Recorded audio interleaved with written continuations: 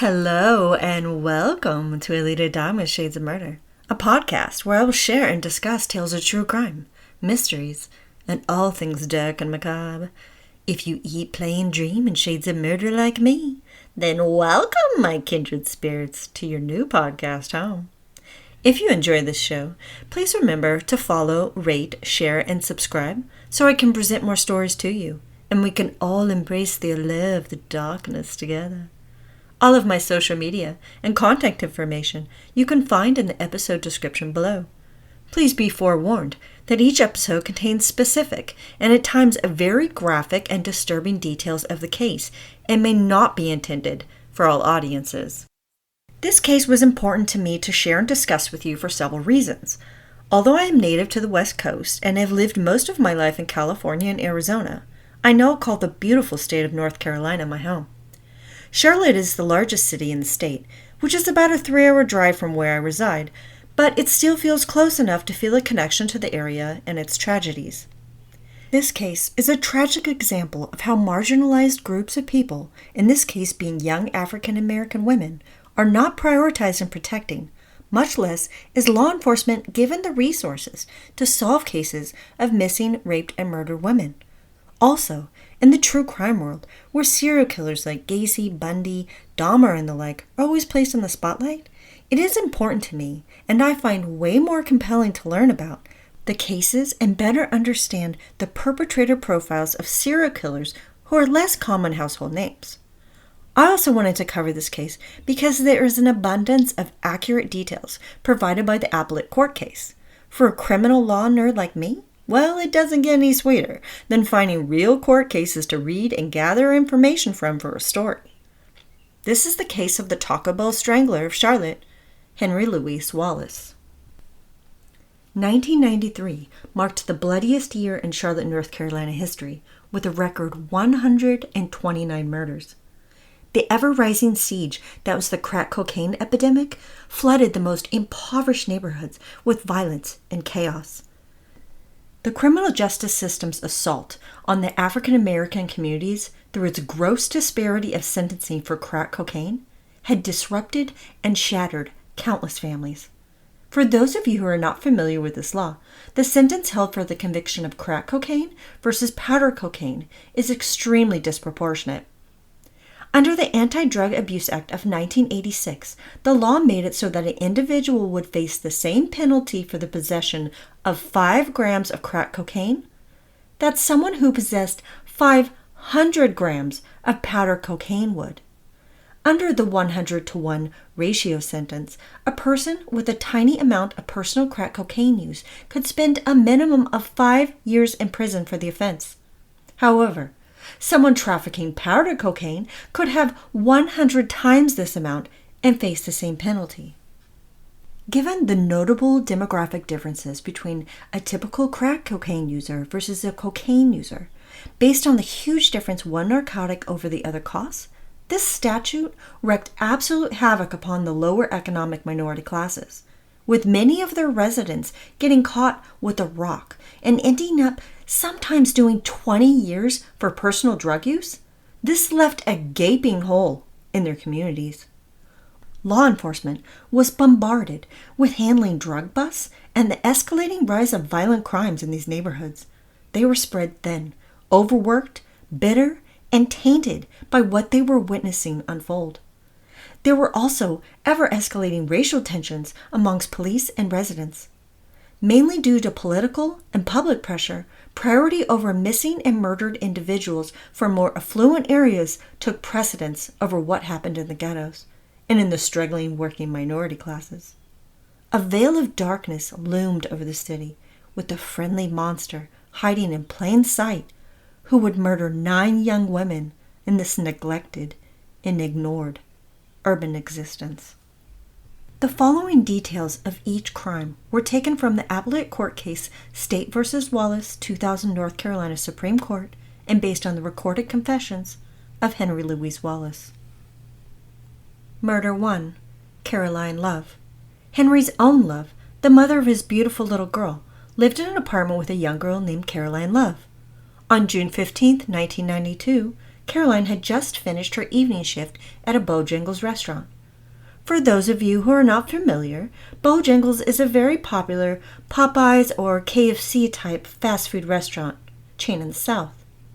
They are known for their delicious fried chicken, biscuit sandwiches, and hush puppies. I've become quite familiar with Bojangles living in North Carolina now, but I digress. As Carolina Love needed to do some laundry after work, she asked the night manager if she could exchange a roll of quarters for $10. While walking back to her apartment, her cousin, Robert Ross, drove by and offered her a ride home, which she accepted. He later told the police he saw Caroline safely enter her apartment before driving away. A few days went by, and Caroline Love failed to show up for work, which was not her style. Her boss at Bojangles reached out to her sister Kathy to let her know, and Kathy left a note on her sister's apartment door.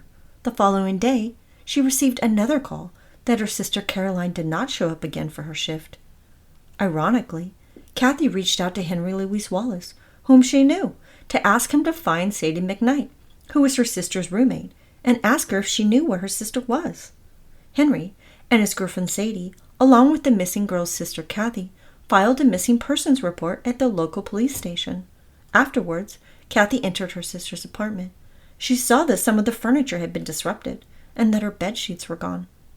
Later it was determined that the roll of laundry quarters was also missing. There was no sign or evidence of Caroline Love and where she had gone. Henry Louis Wallace confessed the following sequence of events took place that night. He had made a copy of their house key from his girlfriend's key and entered the apartment when no one was home. Suddenly, Henry heard Caroline enter. He called out to her that he was using the restroom and he would leave as soon as he was done. Upon entering the living room, Henry saw Caroline Love watching TV and went over to her, kissing her on the cheek. Caroline was upset by this, but said she would not tell his girlfriend Sadie as long as he promised to never kiss her again. This upset Henry, triggering some kind of rage inside of him, and he put Caroline Love into a wrestling-like chokehold. She scratched at Henry's face and arms while he held her tight until she blacked out. He then moved her to the bedroom, unclothed her, took the cord of a curling iron to bind her hands behind her back with, and covered her mouth with tape. Henry proceeded to have sex, orally and vaginally, with Caroline while she slipped in and out of consciousness. As Caroline began to gain consciousness, Wallace used the chokehold on her again, and this time he did not let up until her body went limp. Feeling her heartbeat still, Henry strangled Caroline until she died. He abruptly left the apartment and moved his vehicle to a closer point to the stairwell in order to transport her body with minimal effort.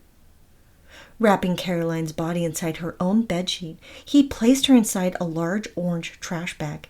He carried the bag, along with the decoy bag, in the attempt of a ruse to indicate she had left on her own accord, in which he stuffed some of her personal clothes inside. He dumped the bag, along with Love's body inside, into the woods. Concerned that the orange trash bag was too visible from the road, he later returned to remove her body from the bag and moved it into a shallow ravine. Murder 2. Shauna Hawk. Shauna Hawk was an ambitious and hard-working young woman who lived with her mother while she studied to be a paralegal at a local community college, all while pulling shifts at a Taco Bell. Unfortunately for Shauna, her path would meet that of Wallace's, who was her manager at the fast food restaurant. On February 19, 1993, Shauna's mom returned home to prepare dinner for them when she noticed that her daughter was not there. She became alarmed when she saw her coat and purse were still hung up in the closet.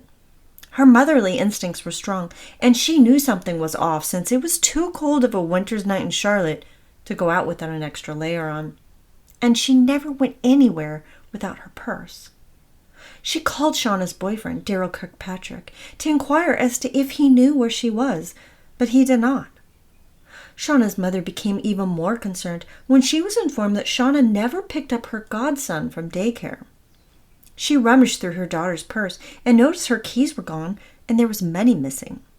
When Daryl arrived, they called the police to report Shauna missing.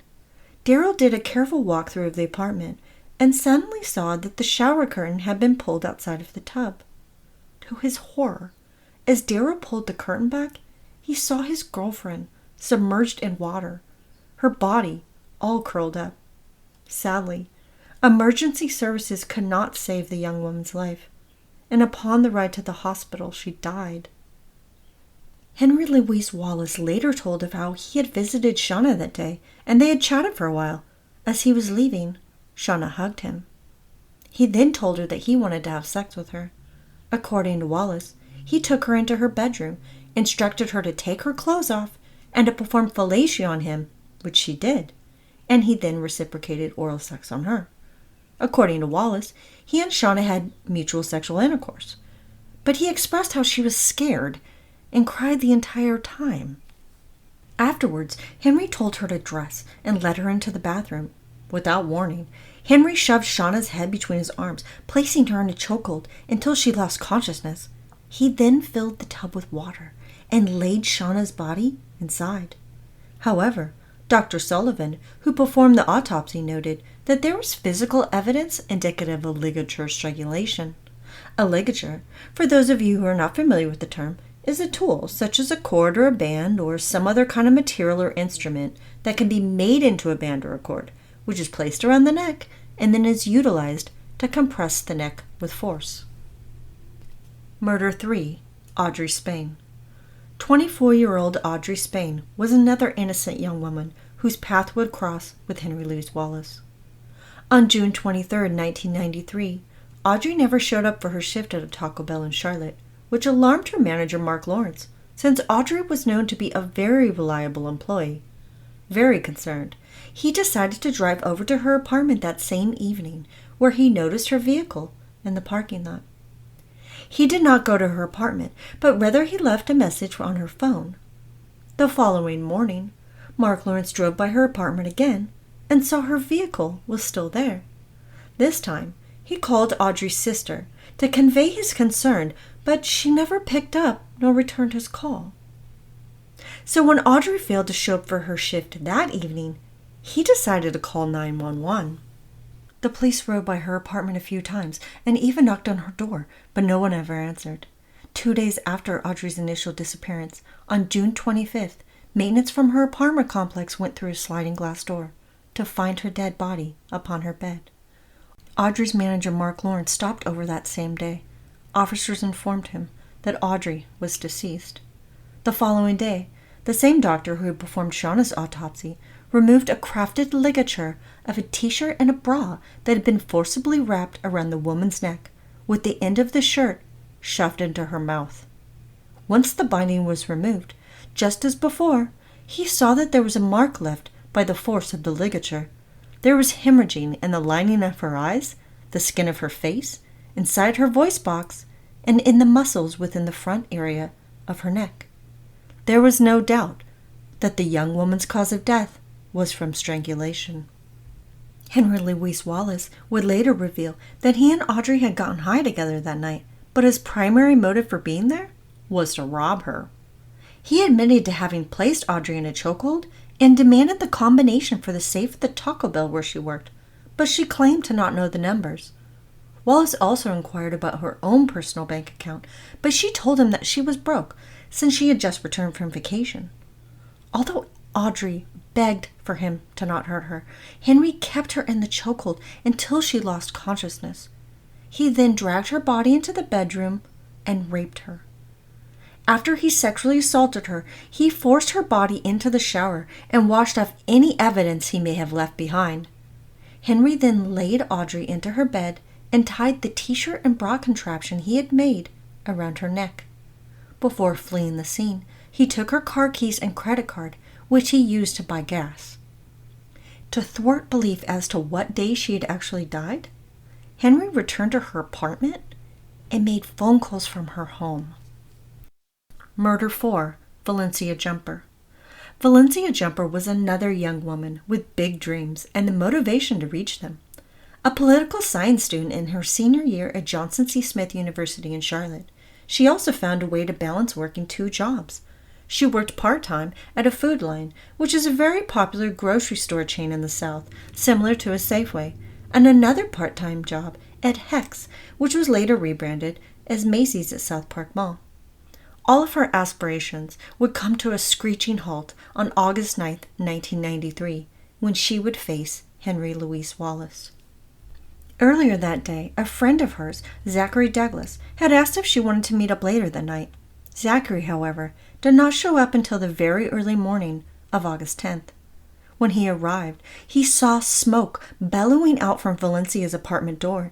He immediately turned the door to find it unlocked and rushed inside. The room was filled with too much smoke for him to go any further, so he knocked on her neighbor's door and asked them to call the fire department.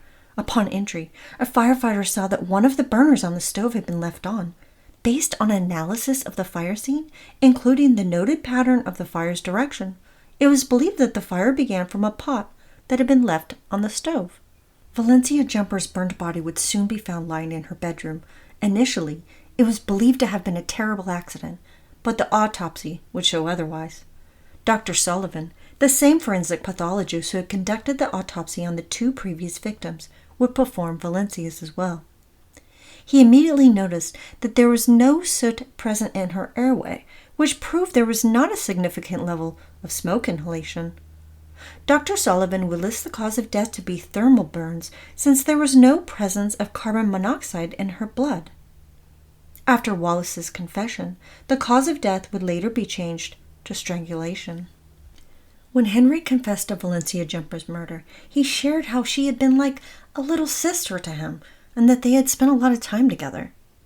The night he killed her, they had been hanging out while chatting in her apartment, and Wallace initially left. He decided to return to ask her to call his girlfriend Sadie, whom he claimed he had just gotten into a fight with. When Valencia went to grab the phone, he pounced on her, placing her in a chokehold. He then forced her to go to the bedroom and demanded that she take off her clothes. Valencia swore that she would do whatever he wanted, but just to please not hurt her. They had oral sex and vaginal intercourse, and afterwards, while she was pulling her clothes back on, Henry ambushed her, wrapping a towel forcibly around her neck. He choked her until Valencia passed out on the floor. She was bleeding from her nose. So Wallace applied even more force around her neck with the towel for another 5 minutes until he did not feel her breathing any longer. He then very methodically walked around Valencia's apartment and cleaned his fingerprints off all the areas where he had been.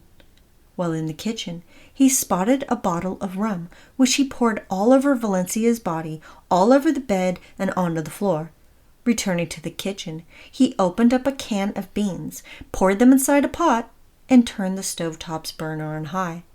He removed the battery from the smoke detector, lit a match in the bedroom, and threw it onto Valencia. Before leaving, he stole jewelry off her dead body. 20 minutes after leaving the crime scene, he returned to witness smoke coming from under her apartment door. So he promptly left and went home.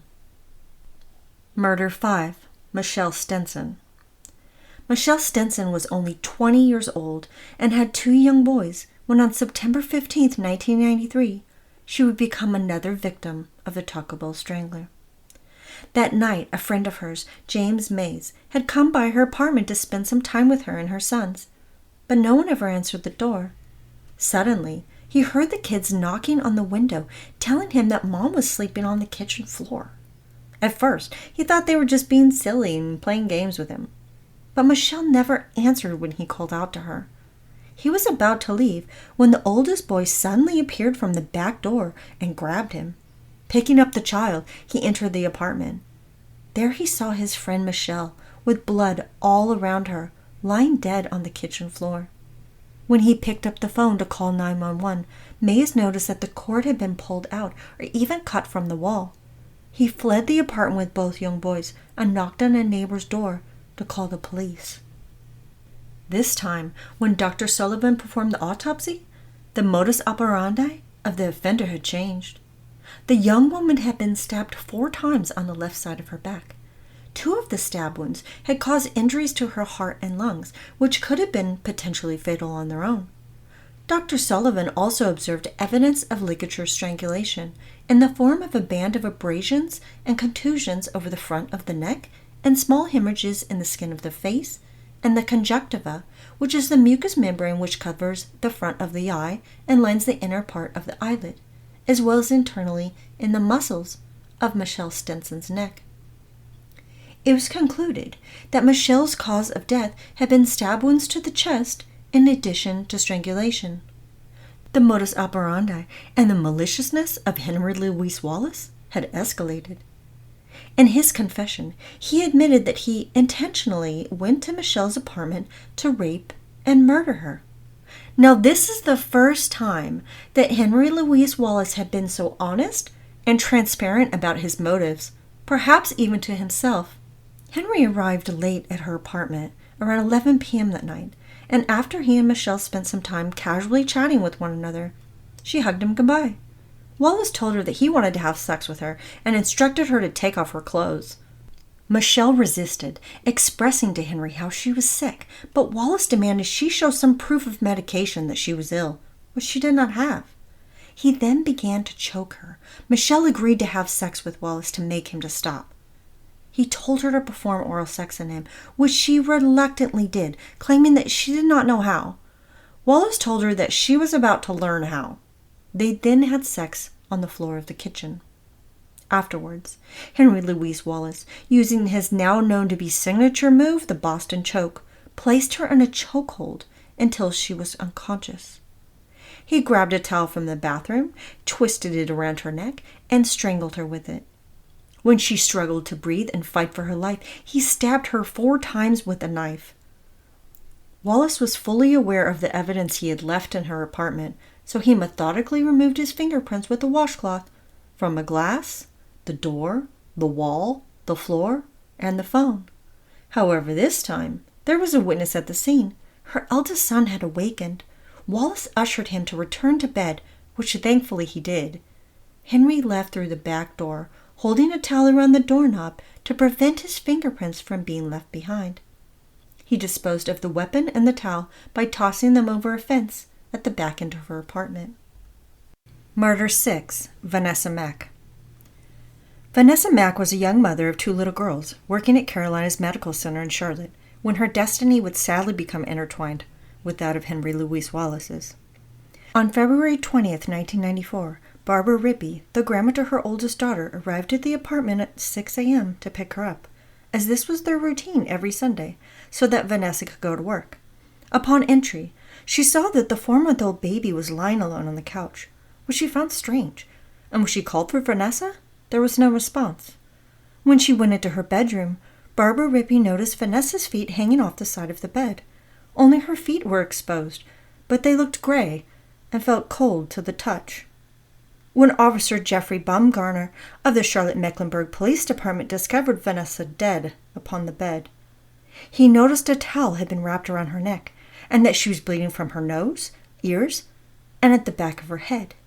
There was also a pocketbook with various items scattered across her bed.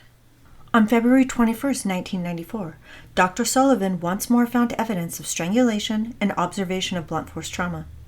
The victim's neck had been strangled with a ligature concocted of a long-sleeve pullover top and a towel. Another young woman's life had been taken by Charlotte's serial strangler. When Henry Louis Wallace confessed to these events, he admitted that his motivation was driven by robbery to get money for his addiction to cocaine, and that he had planned to kill her. Wallace, as he did so many times before, had attempted to hug his victim prior to administering his infamous chokehold, but apparently Vanessa was not interested in hugging him. So when she turned her back to honor his frequent requests for a drink, he pulled out a pillowcase he had brought with him and wrapped it tightly around her neck. When Vanessa resisted, he placed more pressure around her neck and told her that she was being robbed. He pulled her into her bedroom and demanded that she hand over all of her money, including her ATM card, along with the pen. Henry Louis Wallace then forced her to take off her clothes and have sex with him. As we have heard from this perpetrator before, he told her to get dressed, and when she did, he tightened the pillowcase again around her neck, this time adding an additional piece of clothing to squeeze it even tighter until she stopped breathing. Wallace went into the baby's room who had awakened and waited until the child fell asleep before leaving. Later, investigators would discover that Vanessa Mack had given him the incorrect information about her ATM card, since he had attempted several times without success to retrieve money with it. Murder 7. Betty Baucom. Only a few weeks later, on March 9, 1994, Betty Baucom, who was the assistant manager at a Bojangles restaurant, never showed up for her shift. Jeffrey Ellis, who was her boss there, attempted several times to reach her without any response. He eventually reached out to her coworkers and then to her mother, none of whom had heard from Betty.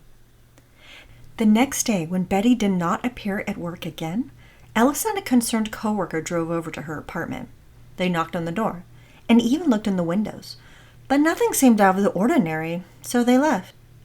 Her boss reached out to Betty's mother again, who still had not heard back from her daughter, so together they decided to call the police and report her officially missing. Betty Baucom would be found lying face down in her bed with a towel wrapped around her neck by an officer at the scene. When Dr. Sullivan performed this autopsy, it was apparent that another young woman had suffered from blunt force trauma and strangulation at the hands of the serial perpetrator. This time, however, there were clear signs of a real struggle between the victim and her killer.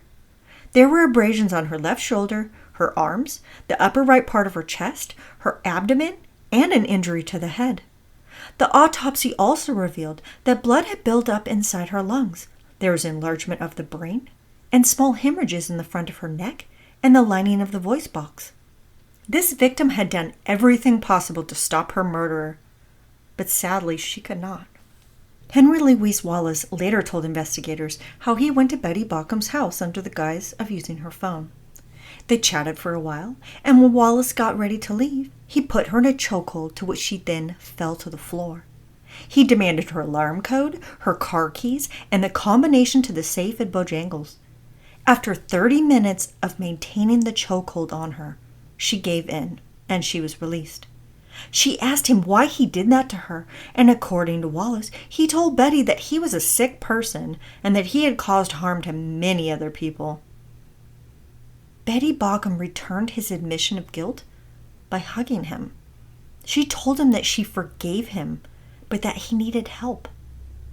This triggered a rage inside Wallace, and he slammed Betty to the floor with his hands at her throat, and a struggle ensued. Henry pulled Betty to her feet and told her to take her clothes off.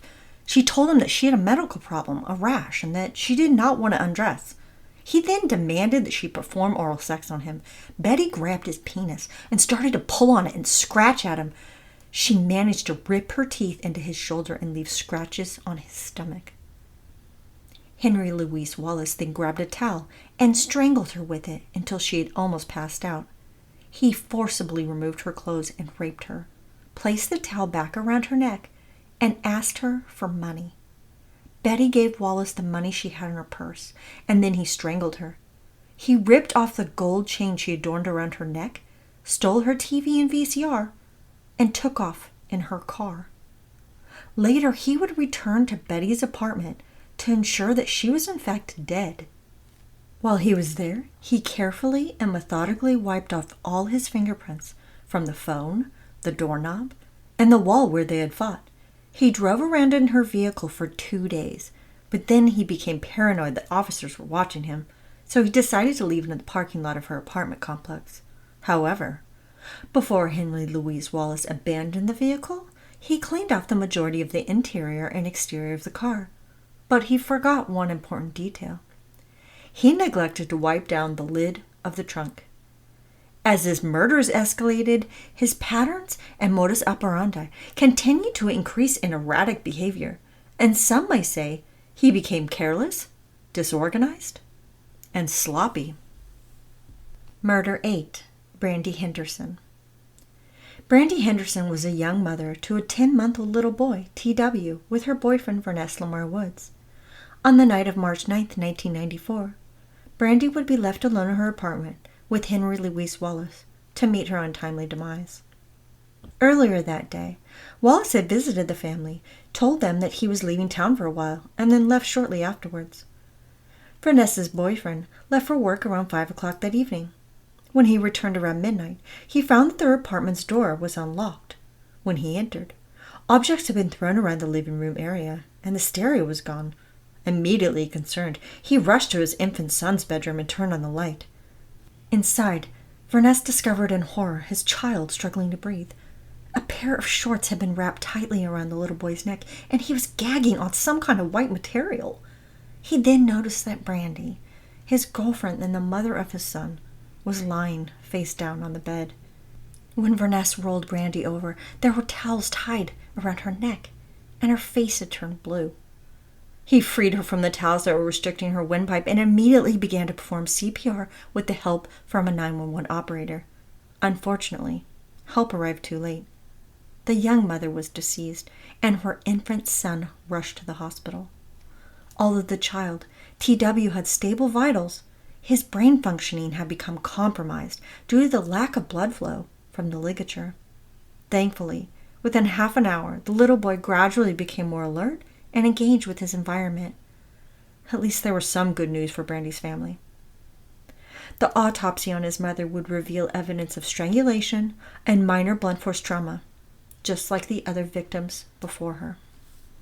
Henry Louis Wallace admitted to having planned Brandy's murder and how he had expected to execute it that morning. But since her boyfriend Verness was there, he abandoned his original plans and murdered Betty Bockham instead. He would later return to Brandy's apartment to commit her murder that same night. As most of Wallace's killings would unfold, he and the victim hung out for a while, and when he asked for a drink, he took her by surprise, placing her in a chokehold and instructed her to go to the bedroom. When he told her that he was there to rob her and demanded her money, Brandy offered him a Pringles can, which held about $20 of coins inside. Brandy begged Wallace to let her hold and comfort her son, TW. She held her son close to her chest and turned his small head to the side so he would not see Wallace forcing himself upon her. When TW began to cry, they went to the child's bedroom to continue having sex, with her son still lying upon her chest. After he assaulted Brandy, Wallace grabbed a towel to wipe everything down. He then rolled up the towel and proceeded to twist it around her neck, strangling her.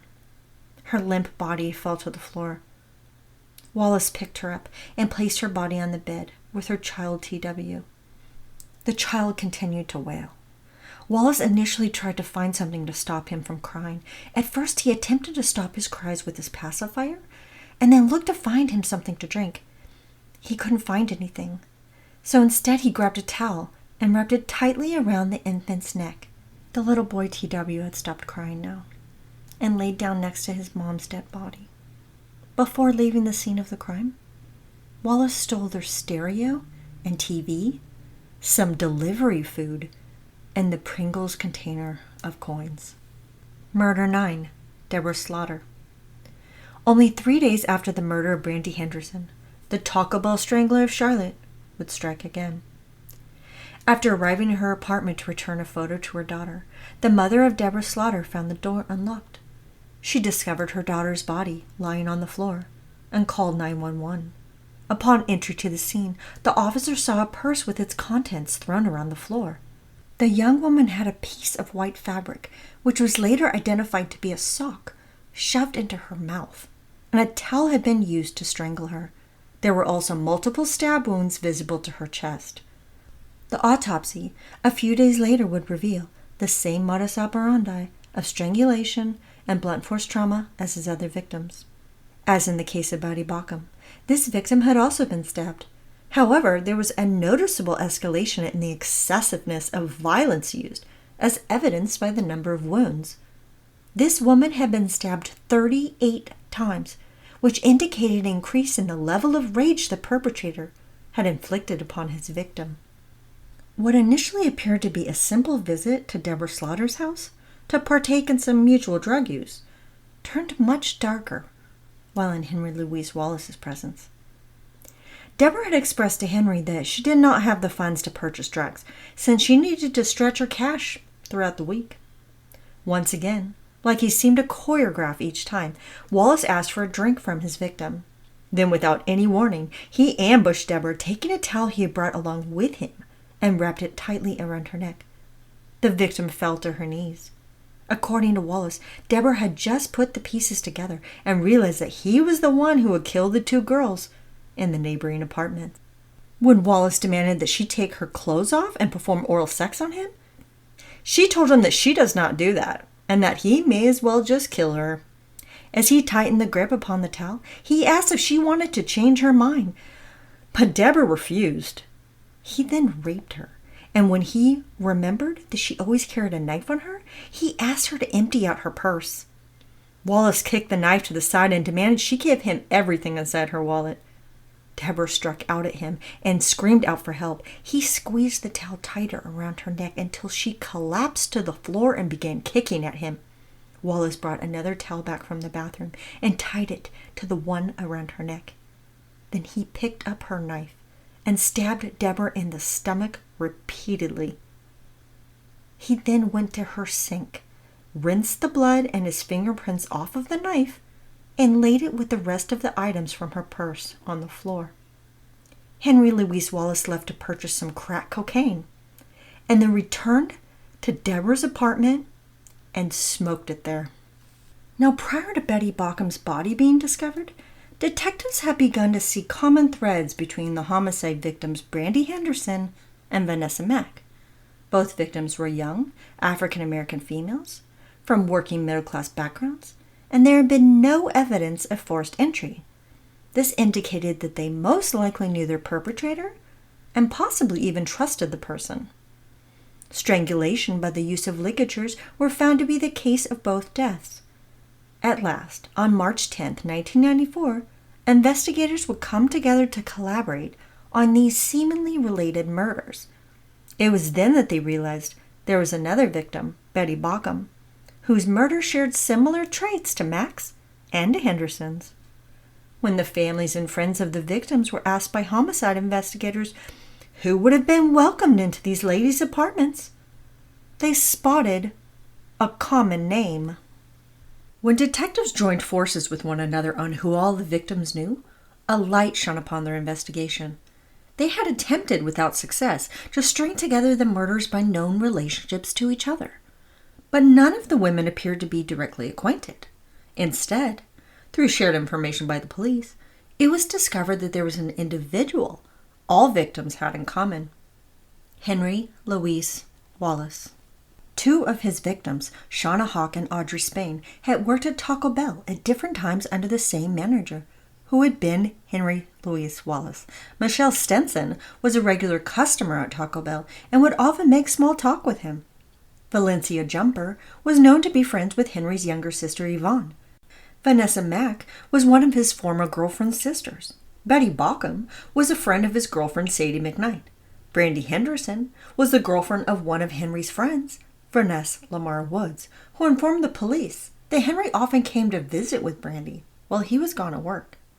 Caroline Love was his girlfriend's roommate. Henry Louis Wallace's girlfriend, Sadie McKnight, was initially very shocked and in disbelief over Henry being the suspected serial killer. However, once she put the pieces together, she saw how this could be true. Henry had been taking trophies from his victims, like rings, bracelets, and necklaces, and giving them to his girlfriend Sadie. It dawned on her that she had been wearing jewelry from some of her murdered girlfriends. When Betty Baucom's vehicle was located on March 11, 1994, a palm print was found on the trunk lid. Since Henry Louis Wallace was now deemed a viable suspect, they compared his fingerprints to the palm print, and the crime lab found a match. There was already an outstanding warrant for a larceny charge on him, so the police began an extensive search for Henry Louis Wallace. When Deborah Slaughter's body was found on March 12th, the investigators learned that the crime scene exhibited similar elements to all three of their other victims. That same evening, the perpetrator would be arrested on his outstanding warrant. Investigators finally had their primary suspect in custody. Henry Louis Wallace stood 6 feet tall, weighed around 200 pounds, and had a pleasant, round, smiling face adorned in glasses. So he was not an intimidating character. He was known for his intelligence, being kind and helpful, and had what one may refer to as a big teddy bear appeal. Investigators were taken back by how calm, polite, intelligent, kind, and non-threatening this suspected serial killer was. Investigator Tony Rice of Charlotte Mecklenburg PD conducted the interview with Wallace, whom he apparently already knew. When Detective Rice inquired about Wallace's girlfriend Sadie McKnight, Henry became upset and emotional and begged to be able to see her. Detective Rice told him that he would see what he could do if Wallace would talk to him. He then prayed with Wallace, who cried during the prayer and afterwards wrote down all of the women he had murdered. Over 10 hours of recorded confessions of the homicides Henry Louis Wallace committed, he would provide to the police, including very specific details of each case. The police informed him during questioning that they had in their possession evidence which directly connected him to the scene of the crimes. The police had images of him on the ATM camera attempting to use Vanessa Mack's ATM card and the palm print he left behind on the trunk lid of Betty Bockham's vehicle. Henry Louis Wallace, within a few hours, confessed to killing Love, Hawk, Spain, Jumper, Stinson, Mack, Bockham, Henderson, and Slaughter. With the goal of preserving Henry Louis Wallace's life, the defense counsel was formidable in their approach of building a case around his mental state. In particular, Colonel Robert Key Ressler from the FBI's Behavioral Science Unit, who coined the term serial killer, and Dr. Ann W. Burgess, a specialist in psychosocial development, testified to the psychological state of the defendant. Colonel Ressler testified that he believed Henry Louis Wallace's use of organizational and disorganizational elements of the crimes were indicative of his being psychologically unstable.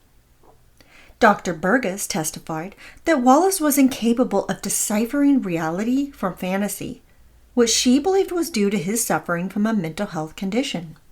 However, all of his defense counsel's efforts were in vain.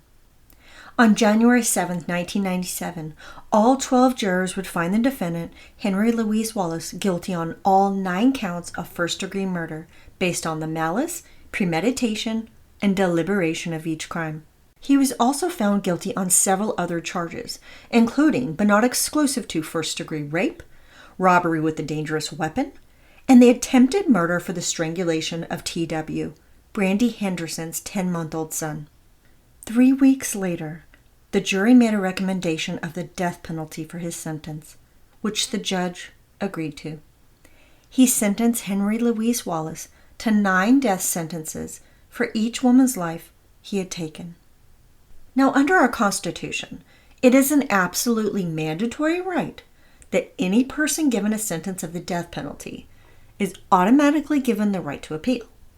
After he was convicted, Henry Louis Wallace argued that his constitutional rights of due process protected under the 5th and 14th Amendments and his rights to notice and trial by jury under the 6th had all been violated. The appellant, that is the defendant in the appellate case, argued that the short-form indictments violated these amendments since they did not differentiate between first-degree offenses and that of second degree. The Supreme Court of North Carolina disagreed with this and pointed out that the 9 indictments for murder held the same language, which was modified to fit each specific murder he committed with different dates of the homicides and different names of his victims. The jury found, as described by first-degree homicide, that Henry Louis Wallace had unlawfully, willfully, and feloniously, and of malice aforethought, killed and murdered each individual victim. The appellant also attempted to argue that his rights were violated by the pretrial publicity which created prejudice and provoked rage in the community, who represented the jury members. Henry Louis Wallace requested that the trial court change venue on a minimum of 3 different occasions, all which he was denied. The appellant further claimed that his rights were violated since he was manipulated and tricked into giving a confession since the investigator told him that he could see his girlfriend Sadie McKnight if he talked to him about the crimes. This argument was also denied by the Supreme Court of North Carolina, who disagreed that any of his rights during interrogation had been violated. He had been read his Miranda rights, was given food and drink, the opportunity to use the restroom, and was permitted several hours to sleep before seeing the judge. His attempts to overturn his conviction, and thus his death penalty sentence, had been unsuccessful. Although met with great resistance, Henry Louis Wallace would eventually confess to the first girl he murdered back in his hometown of Barnwell, South Carolina, in 1990. Tashonda Bethea was only 17 years old when Wallace took her life on March 18, 1990. Wallace was driving down the road when he spotted a young girl walking. He confessed to how he picked her up, took her to an isolated spot in the woods, raped her at gunpoint, strangled her, cut her wrists and throat, and then disposed of her body in the pond. He also confessed to murdering a sex worker named Sharon Nance in Charlotte, North Carolina in May 1992. But very few details around this case from any legitimate resource could be uncovered. Although never proven to be true, Henry Louis Wallace claims to have killed women all over the world while on his different ports of call in the Navy. Authorities estimate that the accurate number of his victims is close to 20. With the only death row unit in North Carolina being in Raleigh, Wallace now calls Central Prison his forever home. Although it should be shocking to hear, we all know how murderers and rapists have their fangirls and fanboys. And while serving his sentence in Central Prison, Henry Louis Wallace found himself a new bride. In 1998, a former prison nurse named Rebecca Torrijas, whom he had met in 1994, shortly after being arrested for the murders, married him in a small room next to the death chamber. Although they have never been allowed to consummate their marriage, Rebecca frequently visits him. Now, this particular case has found itself under deep scrutiny for its investigation, from the perspective of both shoddy police work and law enforcement's neglect for a marginalized group of victims. This investigation was under heavy criticism by both the media and the public. Personally, I think that it would be too easy to blame law enforcement for not catching the serial killer sooner, due to a racist police force or neglectful investigators for ignoring the obvious connections the victims shared and the clear patterns of the perpetrator. Why, you may wonder, do I say this? Because the reality of the circumstances of the case are much more complicated than this and should not be pushed aside. With only 7 investigators spread thin across an ever-growing metropolitan city, the police force were not well-versed in serial killers, complex modus operandi, and were not equipped to handle either of them. Each murder had been treated as an isolated crime with a different investigator on each one. The investigators did not communicate with one another on the cases, so any potential similarities between them were not known, since the details of each killings were not being shared. Another main reason why police failed to see any connections, even after finally getting the FBI involved, is that the modus operandi of Henry Louis Wallace did not fit within the profile of male serial killers. Studies on the differences between female serial killers versus male serial killers have revealed a hunter versus gatherer approach. Men who are serial murderers almost always follow the hunter profile. They watch from afar, stalk and capture their prey, who are predominantly strangers, not people within their personal life, or whom they know very well. Female serial killers, on the other hand, are gatherers. They lure in those closest around them, manipulate, and methodically murder their victims. Through this lens, one can understand how the crimes would not have been immediately linked, because his victims were his close friends, acquaintances, and even co-workers. Male serial killers don't typically kill people within their immediate circle. This is an extremely rare modus operandi for a male serial killer. In addition, especially at this time, it was unheard of for an African American man to be a serial killer. They had all up to this point believed to have been white men. Statistics have shown, although the results of studies vary, The serial killers who are African American represent somewhere between 13 to 20%. This demographic of a serial murderer is much higher than the media acknowledges them to be, which undoubtedly has an impact upon the perception and actions of law enforcement. In a study done in 2004, there were at least 130 African American serial killers who were identified within the past century. Yet very little of them are mentioned in the media, sources of literature and film, both fictional and documentary, and they are rarely the focus of research or case studies. Henry Louis Wallace's pattern of hunting was wildly different from the traditional profile of a male serial killer, who typically prey upon strangers and choose their victims away from their personal, intimate social circles.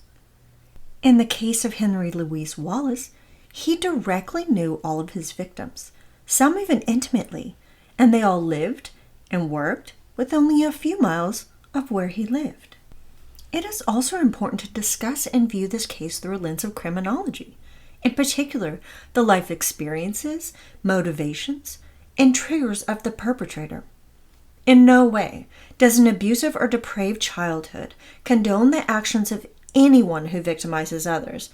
It can, though, help to shine a light upon their upbringing, their mental state, and life circumstances, which can provoke a perpetrator's offenses. Understanding how a person's background and the chapters in their life have helped to shape and influence them in their crimes is extremely important to help identify their character traits, warning signs, and behavior.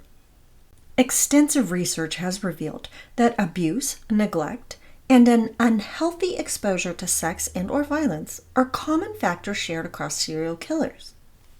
Henry Louis Wallace was born on November 4, 1965, in Barnwell, South Carolina. He grew up in exceptionally poor living conditions. His mother was bitter and tainted by her own life's sorrows and disappointments, and she exerted her own pain and anger onto Henry and his older sister Yvonne. Henry's mother had given birth to and raised both of her children on her own, since their father was a married high school teacher. Their home had no running water or electricity. Their source of water, including that for drinking, came from a pump well. Their restroom was an old watershed with chamber pots, which Henry was given the chore of disposing of daily. Along with his mother, he and his sister also lived with his grandmother and great-grandmother. The women in Henry's life were harsh disciplinarians. They beat, berated, and chastised Henry as a toddler when he had an accident in his pants which left him petrified. This often led to him having more accidents and then doing his best to cover it up. Henry and his sister Yvonne both were spanked by switches, which their mother forced them to select. And on her really bad days, she forced them to beat one another with the whips. According to a pre-sentence investigation report, Henry claimed that his mother had sex with various men in the house in front of him. She also exposed him to explicit pornography and true crime detective magazines, which some psychiatrists believe had a negative impact upon his psychological health and sexual views towards women. Henry's older years were pretty much normal and uneventful. He achieved mediocre grades, but was well liked by both teachers and his fellow classmates. He had been forbidden by his mother to play football, so he became a cheerleader instead. At 6 feet tall, Henry could have been the brunt of many jokes out on the field, but the opposite was said to be true. The entire school praised him for his fun attitude and imagination, and the cheerleaders praised him for how polite and positive he was. After graduation, higher education did not fare well for him, so he found his way into the radio studio, naming himself the Night Rider at a local radio station.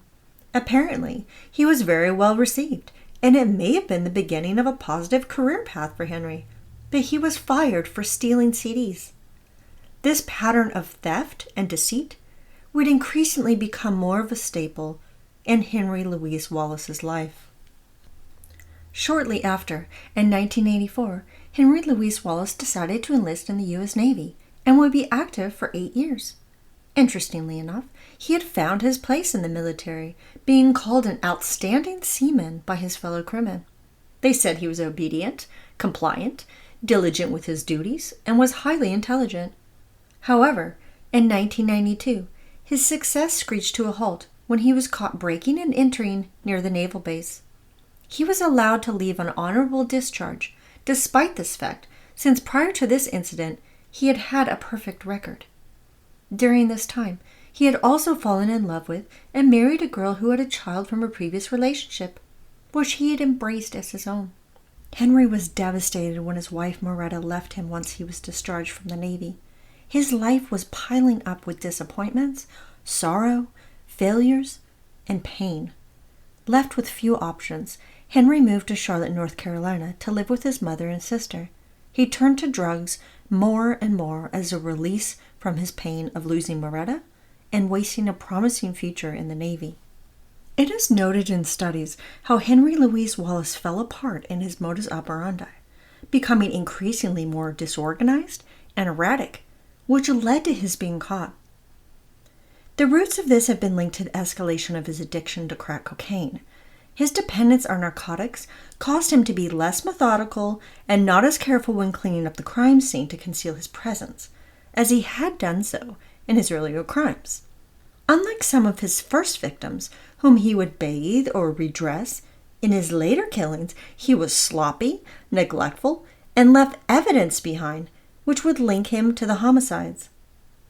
It was also observed that as his murders continued, he chose women who were larger, which, according to Wallace, made them more troublesome since they were stronger and resisted harder. This likely impacted his methods and approach in taking their lives, which led to more brutality being implemented in their deaths. Before Henry Louis Wallace was caught, he murdered 3 women within 72 hours, which is an almost unheard of time frame for serial killers to accumulate victims. These murders were conducted in a way of a spree killer instead of a calculated serial killer. This realistically increased the likelihood of his being found. To make himself even more prone to being captured by law enforcement, 2 of these 3 victims lived within the same apartment complex. Henry's drug use seemed to have pushed his rage towards women that had been brewing inside him for years over the edge. A murderer who had once been extremely organized, diligent, and highly methodical had become an unhinged maniac who left evidence everywhere.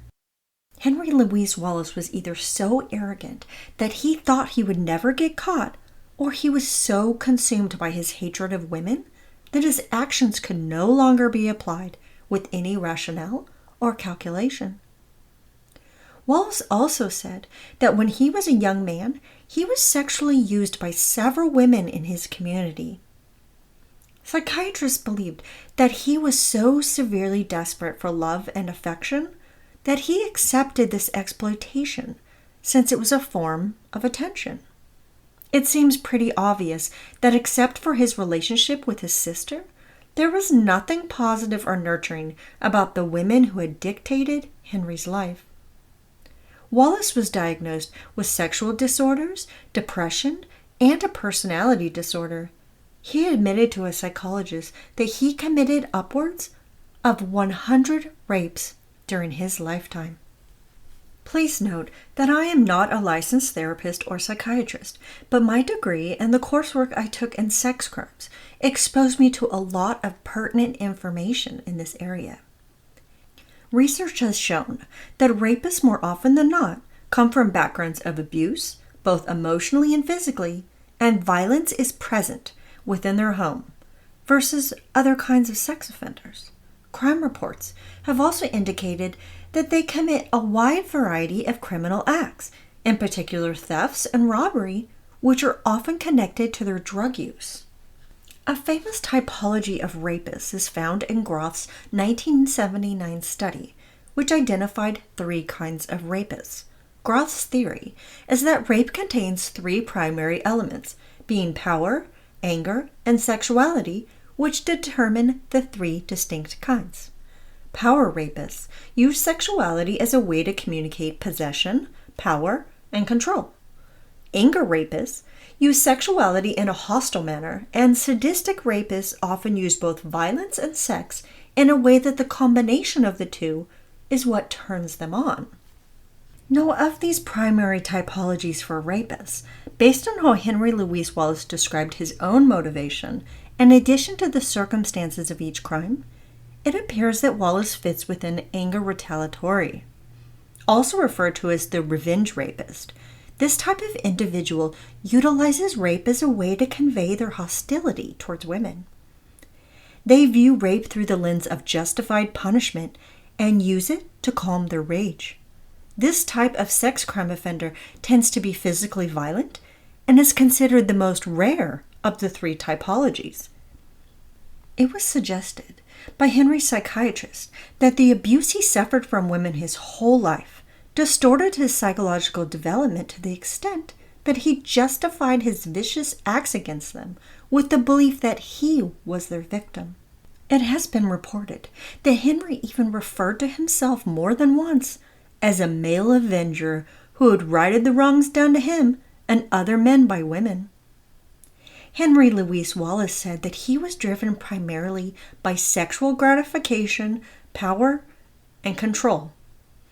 Although he was a serial killer, he was first a rapist, and for this reason, a criminological profile of the kind of rapist he is crucial to understand his motivations and how in his own mind, Henry Louis Wallace justified his behavior. At the end of the day, Henry Louis Wallace is completely responsible for his own actions, but all of these variables, which help to manifest his rage and trigger his violent and homicidal behavior, should not be ignored. No one except Wallace knows if something or someone could have potentially shifted the direction of his violent path. He placed a veil over countless people's eyes in his life and tricked them into believing he was someone they could trust. But from what we know of him as a child and as a young man, he was that type of person. Henry was known for being kind, intelligent, and gentle with others, but things changed with his drug abuse, depression, and rage, taking him into the darkest depths of humanity. In his own words, he said there was a good Henry and a bad Henry. It is critical that we as a society pay attention to signs of someone who is suffering from depression, from drug addiction, and who has patterns of violence and criminal activity throughout their life. It should be a community requirement that if we see or even think that a child is suffering from violence and abuse in their home, that we take action to ensure that child is safe in spirit, mind, and body. No one thing or one person is to blame for these tragic deaths except for the literal hands of Henry Louis Wallace. But I can't help but think this person could have been saved from their darkness. Thank you so much for listening. I appreciate your being here with me, and I am beyond thrilled to be your host. Please feel free to let me know your thoughts and feelings on this perpetrator and this case. What do you believe led to so many women being murdered before the perpetrator was caught? Was it that law enforcement was incompetent and inexperienced? Were these young African American women going missing and murdered not being prioritized? Or was it the complicated and uncommon modus operandi of Henry Louis Wallace that led to all of these women being killed before he could be discovered and stopped? Until next time, stay safe and watch out for shades of murder unfolding in the streets, next door, and especially inside your own home. Alita Dogma's Shades of Murder was created, written, researched, and edited by Alita Dogma. Music composed by Ashot Danilian, courtesy of Pixabay.